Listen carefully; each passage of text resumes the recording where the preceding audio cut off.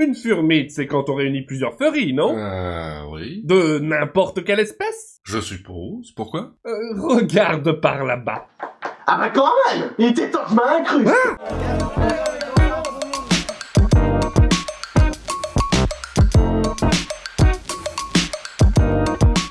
Bonjour et bienvenue dans Highway to Tail. Aujourd'hui, je voudrais vous parler de... Quelle est la différence entre un pigeon? Ah, commence pas à ramener ton bordel ici, toi, hein? Oh, t'inquiète, il ne termine jamais ce qu'il commence. C'est, comme disent les jeunes, n'est-ce pas? Je con. Alors, faut que vous sachiez que travailler avec un loup, c'est compliqué. Ça fait n'importe quoi et ça laisse la fenêtre ouverte pendant que ça tourne. Écoutez un peu le son original. Je con. Voilà, donc j'ai fait ce que j'ai pu pour nettoyer, hein. Togo. Bon, les furmites, donc. La contraction de furie est de mi pour rencontre, c'est-à-dire la rencontre des poilus en anglais, you know? Voilà qu'il fait l'intellectuel. Bref, ce mot pourrait finalement s'appliquer à toute rencontre entre furries. N'y a-t-il pas des conditions, tout de même? Des conditions? Bah seulement les seules que tu pourrais imaginer avec ta petite cervelle de félin. Non, le plus important c'est de se retrouver entre furs pour partager de beaux moments et puis profiter des opportunités que vous souhaitez réaliser. Alors déjà, Tu te calmes avec les félins? ensuite, oui bien sûr, on se retrouve entre furs pour se marrer. C'est tout ce qui compte au fond. Ne faut-il pas au moins venir avec une fursuit? Oh putain! Oh bordel! Oh shit, here we go again. Oh, tu peux te ramener avec une caserne de fursuit si tu y as. Et un utilitaire, c'est pas mal aussi. Mais faut pas oublier le plus important, je cite, la fursuit n'a rien d'obligatoire. On s'époumonne à le dire. Tu sais, il y a des furmites où il y a vraiment pas besoin d'avoir de fursuit. C'est compliqué ou pas du tout approprié. Par exemple, tu prends des furmianes, des furbards, tout ça. Et oui, vous imaginez porter la fursuit au restaurant? Enfin, si ça vous dit, hein. Mais spoiler, c'est pas pratique pour manger. Et puis aussi, tout dépend de l'environnement et du public auquel qu'on rencontre, hein. Il y a certains carnavals, c'est super sympa d'aller fursuiter et d'aller voir le public, tout ça. Mais il y en a d'autres, non, faut surtout pas y aller, là c'est dangereux, hein. Surtout, ne faites jamais le carnaval de Caen en fursuit. Jamais! Le meilleur moyen de flinguer sa fursuit. L'exploser même! Bon, d'accord. Mais il y a tout de même un nombre de participants nécessaire pour que ce soit une furmite, n'est-ce pas? Et toi, 1 plus 1, c'est égal à combien? 3. Mais c'est parce que j'aime Bernard Werber. Ok. Saloperie de rêve de Poumers. Bon, tu vois, une rencontre, ça se fait à au moins 2 personnes, tu vois? Et plus il y en a, plus on rit, bien sûr. Mais après, il peut très bien y avoir des furmites où là, tu préfères faire ça en petit comité, pour se retrouver tranquillement, voir juste un petit moment entre potes ou de faire de nouvelles connaissances. Parce qu'il y a pas mal de nouveaux furs, par exemple, eux, ils ont un petit peu la pression, tu vois, de faire de nouvelles rencontres. Je suis passé par là aussi. Et donc, avoir ce petite opportunité, c'est aussi très sympa. Et surtout, faut pas hésiter à y aller et à essayer de rencontrer des gens. Je sais que c'est pas simple pour les premières fois, mais après, on peut devenir vite accro aux furmites. Bon, après, il y a des Furmi. avec tellement de monde qu'il faut pas mal de mauvaise foi normande pour pas vouloir appeler ça convention. Oula, appliquez-les, calmez-vous, hein.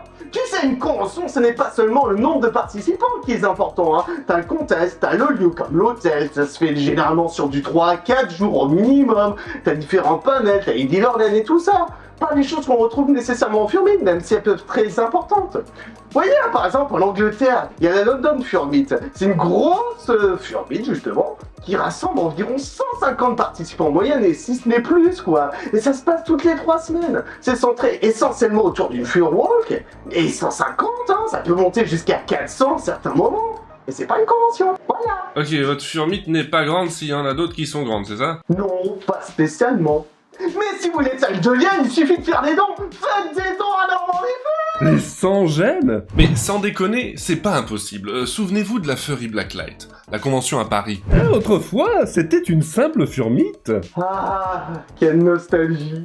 C'était ma toute première furmite à l'époque, en 2015. J'en garde de sacrés souvenirs.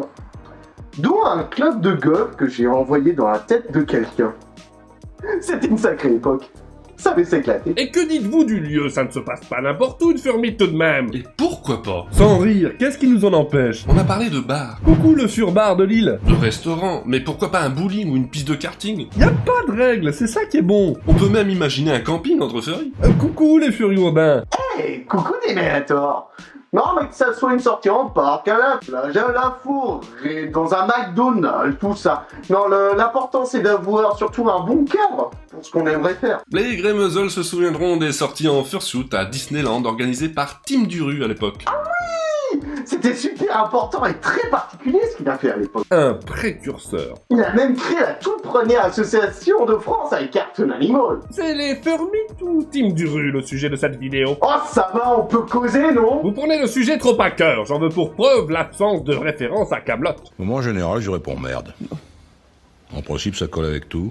Ça te va, ça, comme référence à Kaamelott? Et puis pour ceux qui se plaignent qu'il n'y a rien qui se passe près de chez eux, faut aussi comprendre que rien ne leur est dû. Ce sont des gens Seul ou en équipe? qui prennent l'initiative de vous proposer des opportunités sympathiques. En plus c'est gros, plus ça te prend du temps, que ça soit pour l'organisation, la planification, le stress de gens à gérer, tout ça. C'est compliqué, hein. Et en plus tout ça sur son temps personnel, son énergie et tout ça, patati patata. Mais bon, le jeu il envoie la chandelle. Du coup, bon, soyez cool avec ceux qui organisent des trucs. Encourageant les nouvelles initiatives, hein. Et puis il faut pas hésiter non plus à partager les événements que l'on pourrait connaître ou qu'on a déjà eu, parce qu'il y a certains furs, à seulement quelques kilomètres de chez eux, il peut y se passer des événements, des furmites et tout ça, et pourtant ils ne savent rien. Faut leur dire, Je liste les furmites récurrentes sur le site highwaytotail.com. Il suffit de me les indiquer. Hashtag placement de produits spotted. Alors, tant qu'on y est, bah, j'aime pas. Et si jamais une furmite s'est mal passée, faut aussi savoir rebondir sur la chose et puis se dire que la prochaine sera bien meilleure. On peut pas s'arrêter sur une seule espérance. Il y a des hauts, il y a des bas, il y a plus de TNT. Ah si, il y en a encore en fait. Mais sinon, il y a les conventions japanime pour se retrouver. Oh, à ce propos, il y a un dogo qui pue qui m'a demandé de passer un message. Quoi? Alors, Non mais je vois ce que tu veux dire. mais là, c'est un autre dogo qui pue. Ce qu'on appelle les conventions furry, c'est très différent des conventions japanime ou pop culture, par exemple. Mais ça reste aussi très cool pour faire des rencontres entre furies et surtout non furies. Il y a tellement de gens passionnés de différentes communautés avec lesquelles on peut super bien s'entendre. Comme lors d'un match d'un troll ball pour bien s'éclater la gueule les uns les autres. La richesse culturelle, c'est aussi ça le bénéfice de sortir de chez soi et de partir à la rencontre des gens. Quelle horreur! Si vous vous sentez d'organiser une furmite, sachez que ce machin-là et moi avons fait un panel en live lors d'une charconne. C'est plein de conseils, je vous mets le lien en description. Ouais, heureusement que j'étais là pour remonter le niveau. D'ordinaire, il remonte le caniveau. Tiens, en parlant de ça, j'annonce qu'il fera du beau temps pour la prochaine Fur Day. Tu parles de la Fur Day où je peux pas être présent, c'est ça? Ouais, c'est justement pour ça qu'il va faire beau. C'est ça, ouais, sale bête. C'est un complot de dogo, ça. Bon, c'était bien marrant tout ça, mais je dois vous laisser. J'ai du boulot à faire. Allez, à tous. Ah, genre faire ta vidéo de préparation de 1000 feuilles qu'on attend depuis 2 ans, c'est ça? Ah! Merci d'avoir regardé cette vidéo, Eric Salou est le meilleur dogo, ils ont modifié le script, les enfoirés. Enfin, merci de faire découvrir l'émission en la partageant, comme toujours Twitter, Telegram, Discord. Dans tous les cas, pensez à vous abonner à la chaîne, à mettre le pouce bleu du hug, et je vous dis à bientôt. Comme ça va, voilà. Salut Tisha, j'espère que tu vas pas trop galérer. Je suis pas dans le cadre, faut que je recule. Putain, le problème de la crête, ouais. Mais c'est que c'est quoi ce bordel? Une grosse tête. Mais tu... Ah bah si, tiens, regarde, il y a la lumière à Paris là. Ah ouais. Ça me fout de la merde ça. Ouais, stop. J'ai pas un studio moi, c'est le bordel ici. C'est bien connu.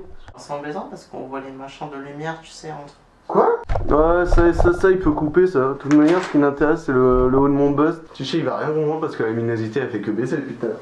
Pouvez-vous faire selon votre choix? Ça veut rien dire. Vous serez bien sûr. Mais cette phrase ne veut rien dire. Des conditions. Il y a souvent des furmites où la fursuit n'est pas oubliée. Bah, bien sûr qu'elle n'est pas oubliée ça. n'est pas approprié. Ouais. N'est pas approprié. Approprié.